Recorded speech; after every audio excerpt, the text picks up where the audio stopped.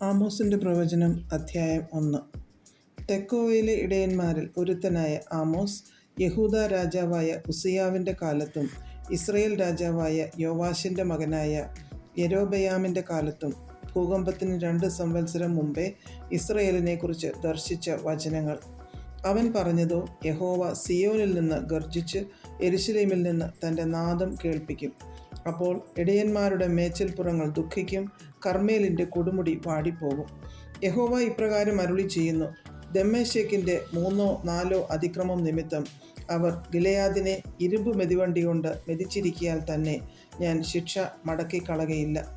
ഞാൻ ഹസായേൽ ഗ്രഹത്തിൽ ഒരു തീ അയക്കും, അത് ബെൻഹദദിൻ്റെ അരമനകളെ ദഹിപ്പിച്ച് കളയും. ഞാൻ ദമ്മേശെക്കിൻ്റെ ഓടാമ്പൽ തകർത്ത് ആവെൻ താഴ്വരയിൽ നിന്ന് നിവാസിയെയും ഏദൻ ഗ്രഹത്തിൽ നിന്ന് ചെങ്കോൽ പിടിക്കുന്നവനെയും ഛേദിച്ചു കളയും. അരാമ്യർ ബദ്ധന്മാരായി കീറിലേക്ക് പോകേണ്ടി വരുമെന്ന് യഹോവ അരുളി ചെയ്യുന്നു.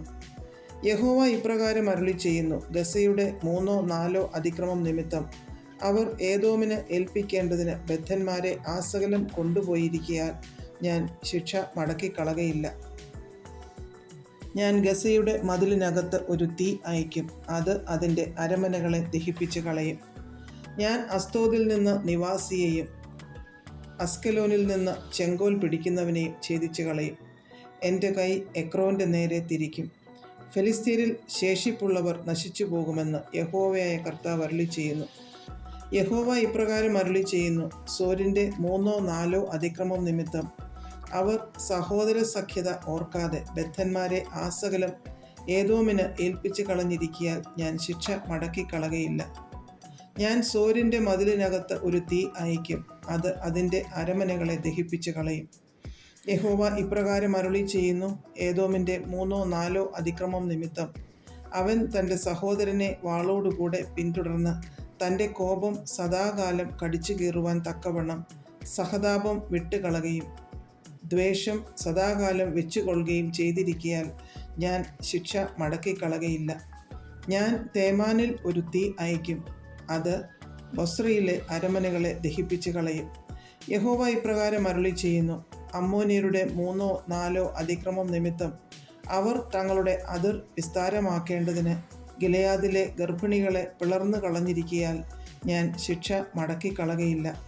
ഞാൻ രബ്ബയുടെ മതിലിനകത്ത് ഒരു തീ കത്തിക്കും, അത് യുദ്ധദിവസത്തിലെ ആർപ്പോടും പിശറുള്ള നാളിലെ കൊടുങ്കാറ്റോടും കൂടെ അതിലെ അരമനകളെ ദഹിപ്പിച്ച് കളയും. അവരുടെ രാജാവ് പ്രവാസത്തിലേക്ക് പോകേണ്ടി വരും, അവനും അവൻ്റെ പ്രഭുക്കന്മാരും ഒരുപോലെ തന്നെ എന്ന് യഹോവ അരുളി ചെയ്യുന്നു. അധ്യായം 2.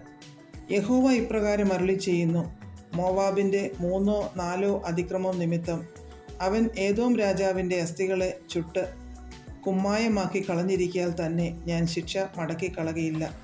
ഞാൻ മോവാബിൽ ഒരു തീ അയക്കും, അത് കെരീയോത്തിൻ്റെ അരമനകളെ ദഹിപ്പിച്ച് കളയും. മോവാബ് കലഹത്തോടും ആർപ്പോടും കാഹളനാദത്തോടും കൂടെ മരിക്കും. ഞാൻ ന്യായാധിപതിയെ അതിൻ്റെ നടുവിൽ നിന്ന് ഛേദിച്ച് അതിൻ്റെ സകല പ്രഭുക്കന്മാരെയും അവനോട് കൂടെ കൊല്ലുമെന്ന് യഹോവ അരുളി ചെയ്യുന്നു. യഹോവ ഇപ്രകാരം അരുളി ചെയ്യുന്നു: യഹൂദയുടെ 3-4 അതിക്രമം നിമിത്തം അവർ യഹോവയുടെ ന്യായപ്രമാണത്തെ നിരസിക്കുകയും അവൻ്റെ ചട്ടങ്ങളെ പ്രമാണിക്കാതിരിക്കുകയും അവരുടെ പിതാക്കന്മാർ പിന്തുടർന്നു പോന്ന അവരുടെ വ്യാജമൂർത്തികൾ അവരെ തെറ്റി നടക്കുമാറാക്കുകയും ചെയ്തിരിക്കയാൽ തന്നെ ഞാൻ ശിക്ഷ മടക്കിക്കളകയില്ല. ഞാൻ യഹൂദയിൽ ഒരു തീ അയക്കും, അത് യെരുശലേമിലെ അരമനകളെ ദഹിപ്പിച്ച് കളയും. യഹോവ ഇപ്രകാരം അരുളി ചെയ്യുന്നു: ഇസ്രയേലിൻ്റെ 3-4 അതിക്രമം നിമിത്തം അവർ നീതിമാനെ പണത്തിനും ദരിദ്രനെ ഒരു കൂട്ട് ചെരുപ്പിനും വിറ്റുകളഞ്ഞിരിക്കാൽ തന്നെ ഞാൻ ശിക്ഷ മടക്കിക്കളകയില്ല. അവർ എളിയവരുടെ തലയിൽ മൺപൊടി കാണുവാൻ കാക്ഷിക്കുകയും സാധുക്കളുടെ വഴി മറിച്ചു കളയുകയും ചെയ്യുന്നു. എൻ്റെ വിശുദ്ധനാമത്തെ അശുദ്ധമാക്കുവാൻ തക്കവണ്ണം ഒരു പുരുഷനും അവൻ്റെ അപ്പനും ഒരേ യുവതിയുടെ അടുക്കൽ ചെല്ലുന്നു. അവർ ഏത് ബലിപീഠത്തിനരികത്തും പണയം വാങ്ങിയ വസ്ത്രം വിരിച്ച് കിടന്നുറങ്ങുകയും പിഴ അടച്ചവരുടെ വീഞ്ഞ് തങ്ങളുടെ ദൈവത്തിൻ്റെ ആലയത്തിൽ വെച്ച് കുടിക്കുകയും ചെയ്യുന്നു. ഞാനോ അമോരിനെ അവരുടെ മുമ്പിൽ നിന്ന് നശിപ്പിച്ച് കളഞ്ഞു. അവൻ്റെ ഉയരം ദേവദാരുക്കളുടെ ഉയരം പോലെയായിരുന്നു. അവൻ കരുവേലകങ്ങൾ പോലെ ശക്തിയുള്ളവനുമായിരുന്നു. എങ്കിലും ഞാൻ മീതെ അവൻ്റെ ഫലവും താഴെ അവൻ്റെ വേരും നശിപ്പിച്ചു കളഞ്ഞു. ഞാൻ നിങ്ങളെ മിസ്രയീം ദേശത്തു നിന്ന് പുറപ്പെടുവിച്ചു. അമോര്യൻ്റെ ദേശത്തെ കൈവശമാക്കേണ്ടതിന് നിങ്ങളെ 40 സംവത്സരം മരുഭൂമിയിൽ കൂടി നടത്തി. ഞാൻ നിങ്ങളുടെ പുത്രന്മാരിൽ ചിലരെ പ്രവാചകന്മാരായും നിങ്ങളുടെ യൗവനക്കാരിൽ ചിലരെ വ്രതസ്ഥന്മാരായും എഴുന്നേൽപ്പിച്ചു. അങ്ങനെ തന്നെ അല്ലയോ ഇസ്രായേൽ മക്കളെ എന്ന് യഹോവയുടെ അരുളപ്പാട്.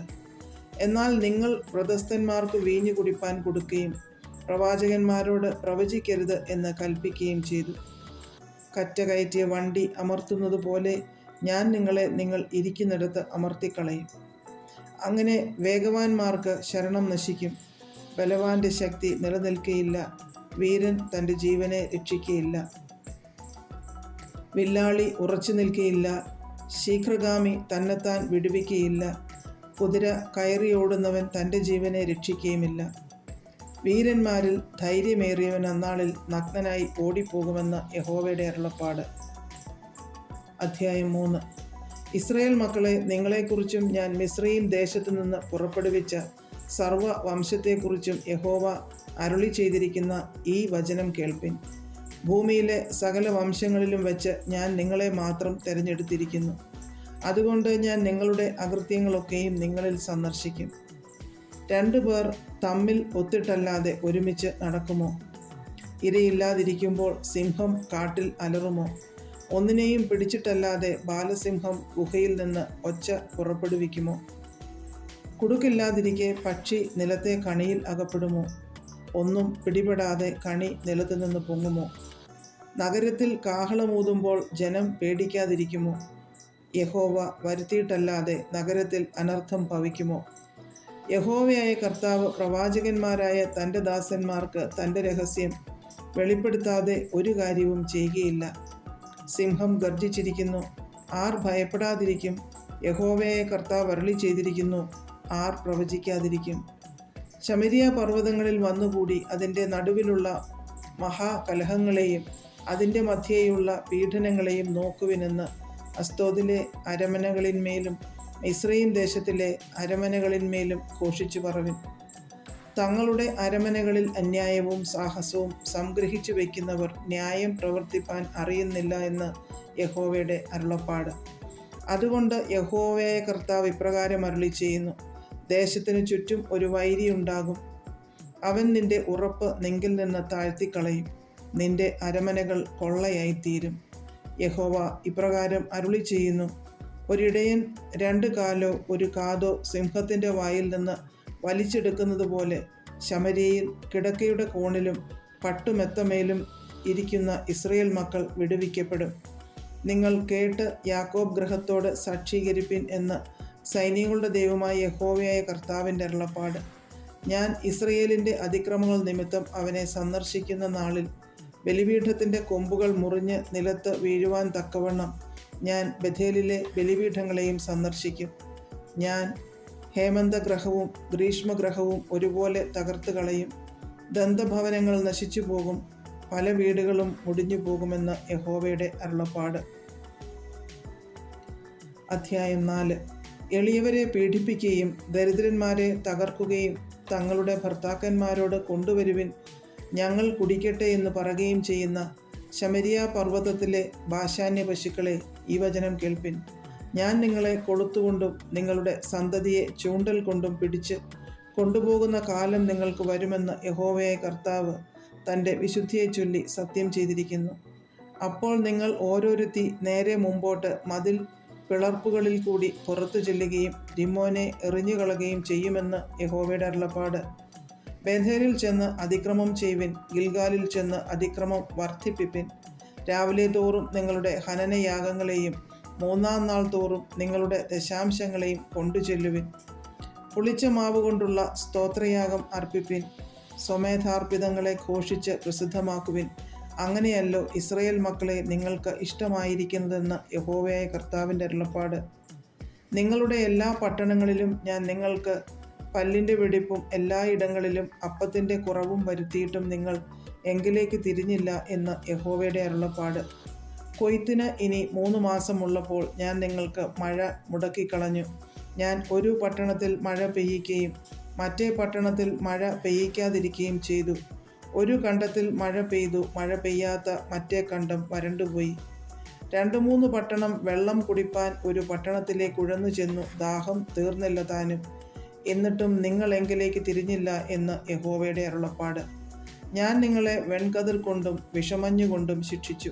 നിങ്ങളുടെ തോട്ടങ്ങളെയും മുന്തിരിപ്പറമ്പുകളെയും അത്തിവൃക്ഷങ്ങളെയും ഒലിവു മരങ്ങളെയും പലപ്പോഴും തുള്ളൻ തിന്നുകളഞ്ഞു.